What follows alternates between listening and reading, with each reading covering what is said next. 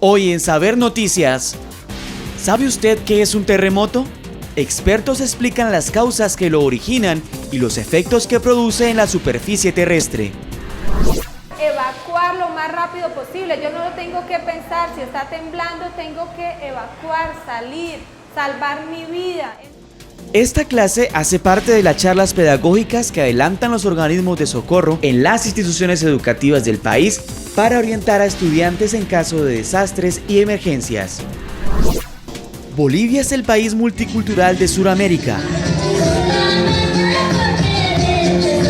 Un equipo periodístico de Saber Noticias viajó hasta el altiplano para conocer detalles de su capital, tradiciones y arquitectura. Con éxito avanza la Feria Internacional del Libro de Bogotá. Tenemos reporte completo desde Corferias. Y en nuestra sección Usted debe saber que les contaremos por qué el 1 de mayo se conmemora el Día del Trabajo. Esto es Saber Noticias, espacio donde la educación también es noticia. Esta semana iniciamos analizando uno de los fenómenos naturales que más ha afectado al mundo, los terremotos, fallas geológicas que han devastado ciudades enteras y dejado millones de víctimas. En Saber Noticias hablamos con expertos para conocer las causas y efectos de estos movimientos telúricos. Atención al siguiente informe pedagógico.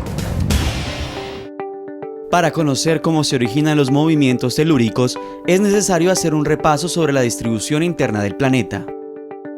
La Tierra está conformada por 3 capas: el núcleo, el manto y la corteza terrestre. Esta última se fragmenta en porciones denominadas placas tectónicas.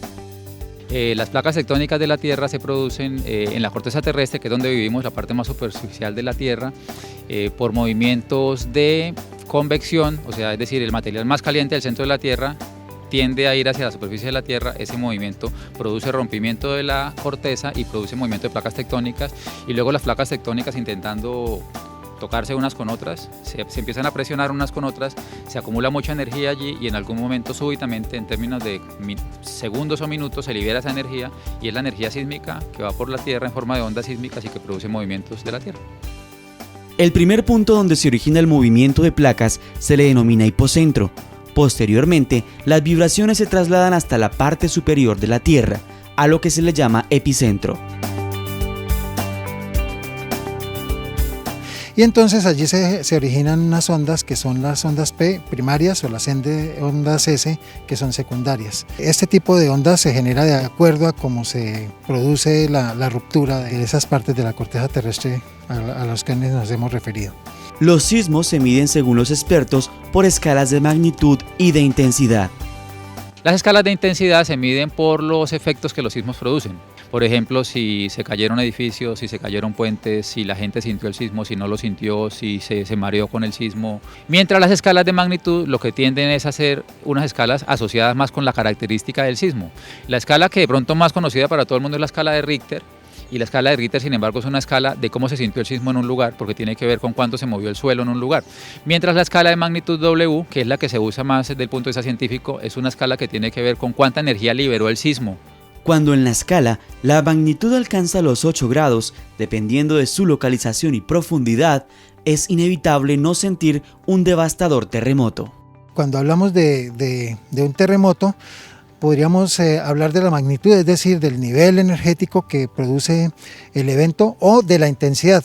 Y desde luego que las intensidades mayores pues son más dañosas. Los especialistas que estudian los sismos coinciden en afirmar que a pesar de los avances tecnológicos es imposible predecir un terremoto, por lo que siempre es importante estar preparado para un fenómeno natural de gran magnitud.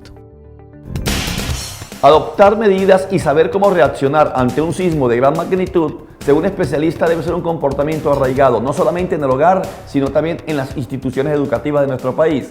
Por eso Saber Noticias quiso conocer si existen brigadas escolares que orientan a los estudiantes en caso de emergencia. Veamos. Ellos no van en plan de emergencia, se dirigen a cumplir una cita en una institución educativa. Su tarea en este día es instruir a docentes y estudiantes sobre el plan de riesgo y prevención que se adelanta por orden del Gobierno Nacional. Si hay un sismo, si hay una situación de emergencia, ¿qué hay que hacer? evacuar lo más rápido posible. La actividad, además de ser teórica, también es práctica. Simulando un sismo de baja intensidad, los estudiantes evacuaron el salón de clases y fueron capacitados en primeros auxilios. Entonces, dependiendo del personal que yo tenga, voy a utilizarlos para que me ayuden a realizar el traslado de la víctima. La charla, que duró aproximadamente 2 horas, despejó dudas en estudiantes y docentes. Es algo fundamental, debería hacerse con todos los grupos, en todos los colegios, no interesa que ya se haya hecho, se haya aprendido, porque hay que estarlo practicando. La grandiosa tarea de capacitar 32 colegios en Bucaramanga. Saber Noticias también acompañó a un grupo de la Defensa Civil Colombiana y allí el taller estuvo enfocado en las recomendaciones para mantener la calma en una emergencia. Seguir indicaciones de los guías de evacuación, si hay en el sitio donde estamos, seguir indicaciones de los organismos de socorro, no correr, lograr permanecer en un sitio que ojalá sea el más seguro y que hemos definido previamente. En que el sentido en que el terremoto tenemos que estar preparados en los escombros, en dónde nos vamos a cubrir, cómo nos vamos a cubrir, a quién podemos ayudar, cómo encontrarnos y en qué parte. Estos espacios pedagógicos, adelantados por los organismos de socorro, son obligatorios en todas las instituciones educativas del país. Así se contempla en el Plan Escolar para la Gestión de Riesgo, un instrumento metodológico regido por la Ley General de Educación. Ser rescatista es una labor de vocación que se manifiesta desde temprana edad. Este es el caso de los civilitos de Valledupar, niños entre los 7 y 14 años que voluntariamente se integran a la Defensa Civil Colombiana para poner en práctica su compromiso al servicio de la comunidad.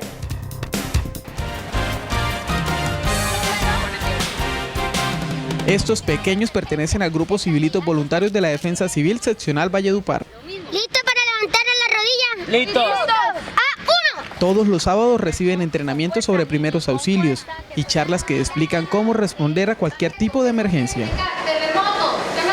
¿Qué buscamos con estos niños? Capacitarlos en valores, que se sepan lo mínimo también de algo de rescate, de que si hay un llamado de auxilio en su hogar o de pronto una vecina, por lo menos sepan qué hacer un antes, un después y una hora, ¿sí? Enseñando lo que es respeto, ética y honestidad, la Defensa Civil busca que los niños desde sus primeros años despierten un espíritu solidario. He aprendido muchas cosas como trabajar en equipo, cuidar el medio ambiente, hacer camillaje, ayudar a las demás personas. Para mí ser civilito es tener amor a mi patria, amar al prójimo y sentirme orgulloso de ser civilito. Este grupo semillero de voluntarios también realiza campañas en temas ambientales. Entonces los niños son muy utilizados, muy utilizados y encaminados a la gestión del medio ambiente. Ellos son unas esponjitas que van aprendiendo y van siendo difusores en sus colegios, en sus cuadras, en sus hogares, de todo lo bueno que tiene, que es el cuidado del medio ambiente y la naturaleza. En el país existen cerca de 2.300 civilitos y uno de los principales requisitos que deben cumplir es tener un excelente rendimiento académico. Usted debe saber que este 1 de mayo se celebra el Día Internacional del Trabajo en honor a todos los hombres y mujeres que fueron asesinados en Estados Unidos por defender sus derechos laborales. Entre ellos, disminuir las horas de trabajo de 14 a 8 horas diarias, prohibir el trabajo infantil y recibir un aumento salarial. Medir y fortalecer los conocimientos en ciencias naturales sí es posible. Asesorías Académicas Milton Ochoa ofrece esta prueba para estudiantes de 10º y 11º con 108 preguntas en las áreas de biología, química, física, ciencia, tecnología y sociedad, con una estructura similar a las evaluadas en las pruebas Saber.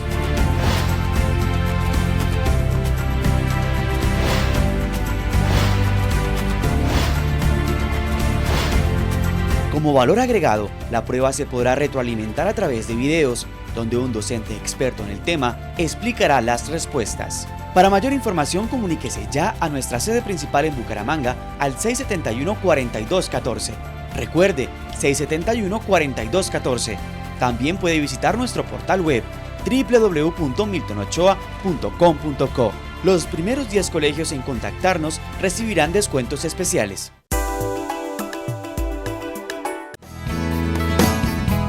llega Martes de Prueba en los periódicos, la oportunidad para que los estudiantes fortalezcan su nivel académico y se preparen para su futuro.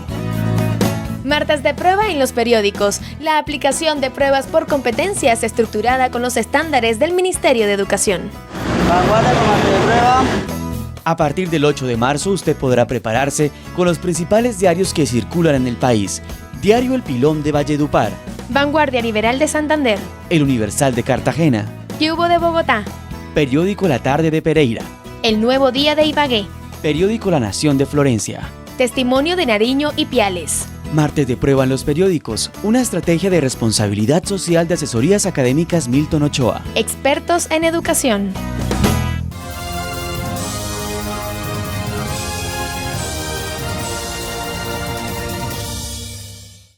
Un equipo periodístico de Saber Noticias viajó hasta Bolivia para mostrarnos a través de informes pedagógicos la cultura de este país. Establecemos contacto con nuestro compañero Óscar Iván Patiño. Hola Óscar, ¿cómo están? ¿Cómo les ha ido con la altura? En cuanto al tema de la altura, por fortuna ningún integrante del equipo de Saber Noticias ha sufrido algún contratiempo. Esto no quiere decir que el frío no haya sido bastante intenso como lo está ahora, así el sol está en su máximo esplendor. Pero antes de contarles dónde me encuentro, quiero hacer una pregunta. ¿Tiene usted claro cuál es la capital de Bolivia? Esta pregunta se la hicimos a algunos ciudadanos en Colombia y esto fue lo que nos respondieron. Yo estoy seguro que la capital de Bolivia es La Paz. La capital de Bolivia es La Paz. La capital de Bolivia es La Paz. Estoy segura que la capital de Bolivia es La Paz. Como diría el profesor, todos se rajaron, porque la capital de Bolivia es Sucre, conocida también como la Ciudad Blanca. Llegamos hasta aquí para hablar con habitantes y autoridades, y así conocer más de esta, la capital de Bolivia.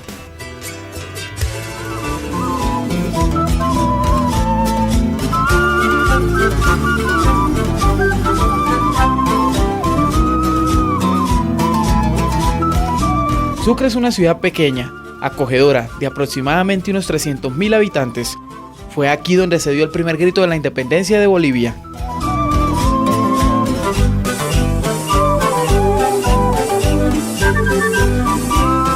Enrique Leaño, secretario general del gobierno de Sucre, nos contó por qué el poder ejecutivo y legislativo del país fue trasladado a la ciudad de La Paz. Lamentablemente por una guerra civil que hubo después de unos años de la fundación, la sede de gobierno fue trasladada a la ciudad de La Paz, donde ahora funciona el poder ejecutivo y el poder legislativo, y aquí se queda en Sucre lo que es el poder judicial. Es a partir de eso que muchas veces la sede de gobierno, como es la ciudad de La Paz, en algunos lugares es conocida como si fuera la capital. Estudiantes extranjeros y nacionales prefieren esta capital por su calidad académica.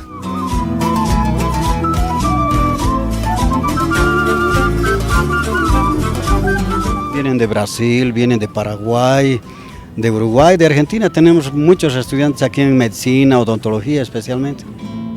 A la tierra que le vio nacer, le rindo un homenaje. A Sucre, la capital de mi patria boliviana. Para propios y extraños es una ciudad de características diferentes a otras capitales del mundo, donde el ritmo de vida es relativamente apacible.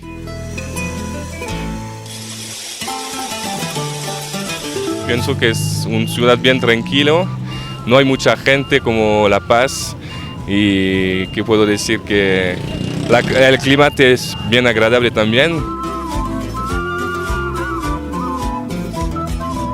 Su gentilicio es sucrense, pero el haber construido el primer hospital psiquiátrico del país le generó un apodo muy particular. A nosotros nos dicen locos. Sin embargo, también vale la pena aclarar que al ser el único instituto psiquiátrico a nivel nacional, la mayor parte de los pacientes provenían del interior del país, o sea, provenían de Beni, Pando, Santa Cruz, Cochabamba, Potosí, Oruro, Tarija, y es así que la menor parte eran propios de la ciudad. La belleza colonial de esta ciudad, que para muchos es desconocida como la capital de Bolivia, se puede apreciar mejor cuando cae la tarde.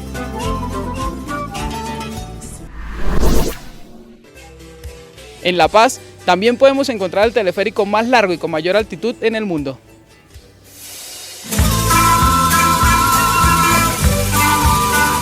El teleférico más largo del mundo tiene 10 kilómetros, distribuidos en 11 estaciones. cuenta con 443 cabinas que tienen capacidad para transportar a 10 pasajeros.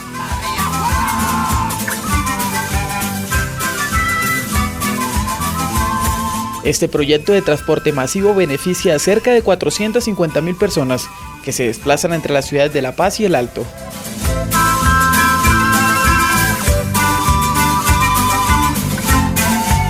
Antes para ellos un recorrido era de 2 horas y media, con el teleférico se redujo a 28 minutos. Saber Noticias fue invitado a uno de los eventos folclóricos más importantes que se llevan a cabo en este país, donde los niños son los encargados de mostrar las danzas de cada una de las regiones. Minutos antes de salir al escenario, los padres de familia son los encargados de ultimar detalles. Claro, más que todo el alquiler de la ropa, ¿no? Y practicar y más que todo contener la emoción de ellos, eso es importante. La emoción de ellos es importante. Ser una contención como padre, más que todo. Según Rosario Caraza, organizadora del evento y docente de danzas, lo que más se le dificulta a los chicos es la expresión corporal.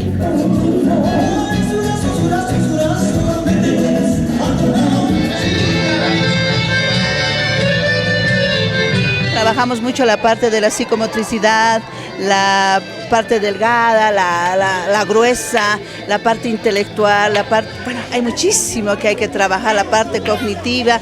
Y a los niños lo que los veo ahora es que tienen esa predisposición de querer hacer, son más abiertos también a mi época.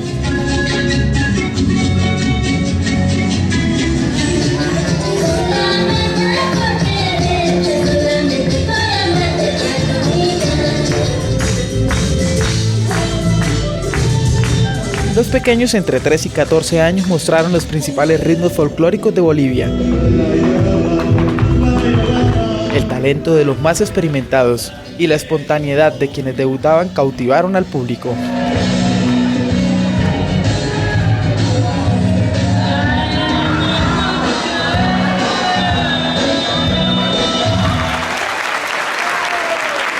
Formar parte del grupo de danzas tiene sus requisitos.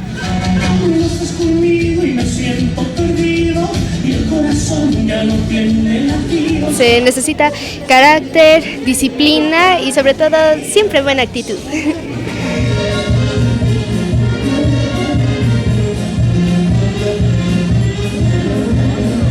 La cultura es lo que nos forma a nosotros. Si no tenemos cultura, no somos de nuestra región, no podemos decir que somos bolivianos o que somos colombianos si no es por nuestra cultura. Las danzas son una pasión que ayudan a consolidar las competencias afectivas del núcleo familiar.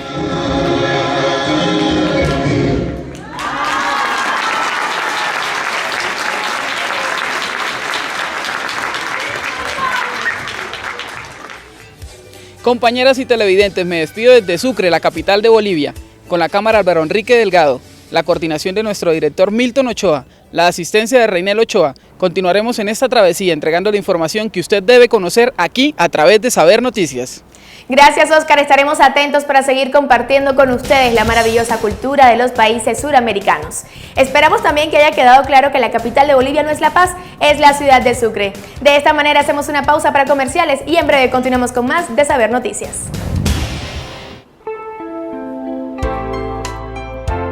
Para quienes no se descalifican de la formación. Para quienes tienen clara la diferencia entre el ayer, el hoy y el mañana.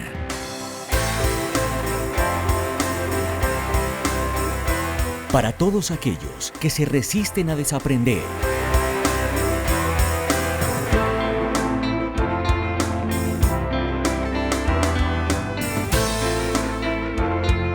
Para quienes saben que no se las saben todas.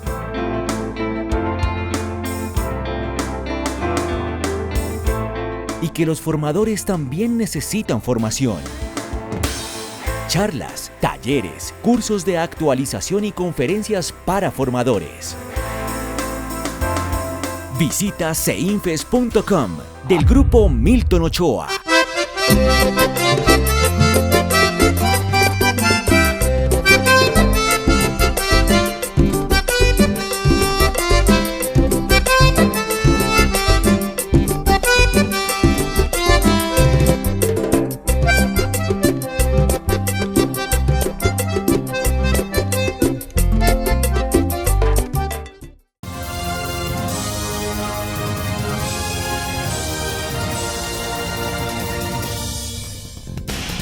Saber Noticias encontró en la Feria del Libro empresas editoriales independientes que le apuestan a los nuevos talentos, promoviendo autores colombianos. Veamos este informe que nos envían nuestros compañeros de Decorferias.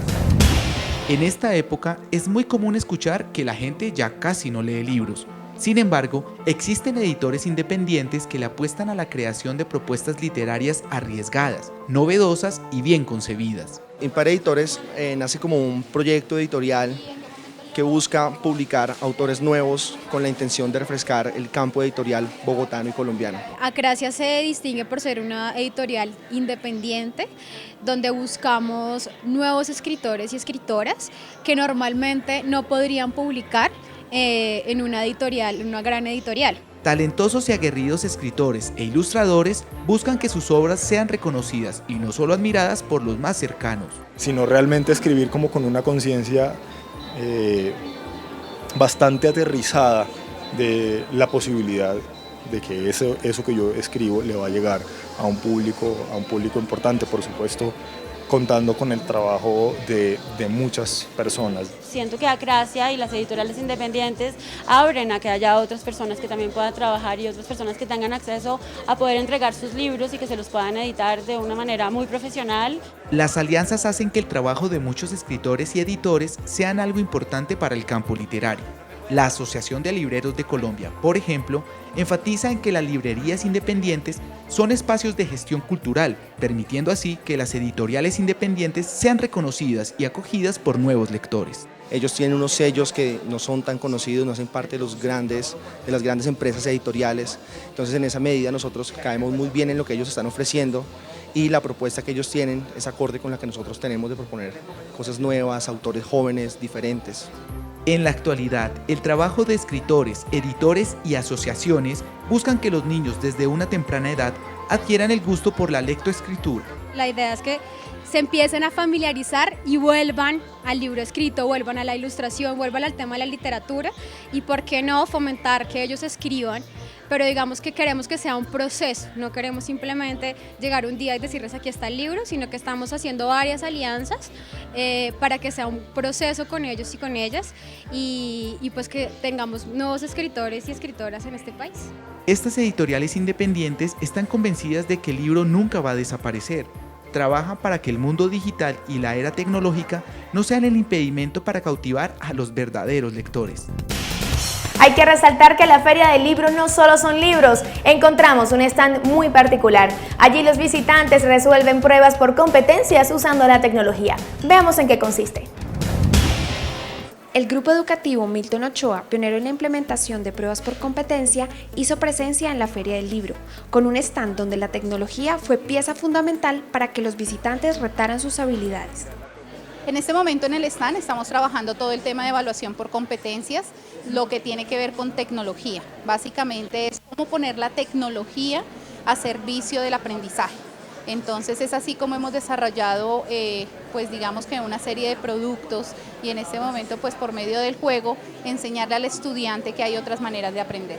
En este stand, el proceso evaluativo de los visitantes se basó en el uso de las habilidades, desde lo que se aprende, desde lo que se conoce y desde lo que se siente. Nosotros normalmente vemos la lectura como un proceso netamente llevado a un texto donde empleamos únicamente los ojos. Resulta que hacer lectura es cómo lees tú o cómo sientes y cómo traduces los sentidos en la lectura de una situación o en el cómo comprendes un espacio o un ambiente determinado. En el stand del grupo educativo Milton Ochoa se diseñaron herramientas tecnológicas para que los estudiantes midieran sus habilidades de una manera lúdica. Básicamente el proceso investigativo que hemos hecho en los últimos años ha demostrado que los estudiantes aprenden por medio de la tecnología nuevos procesos e implementan nuevas estrategias para el aula de clase. Pero el desafío de este stand en la Feria del Libro es poner a prueba los sentidos y así desarrollar una prueba por competencia y obtener un resultado inmediato.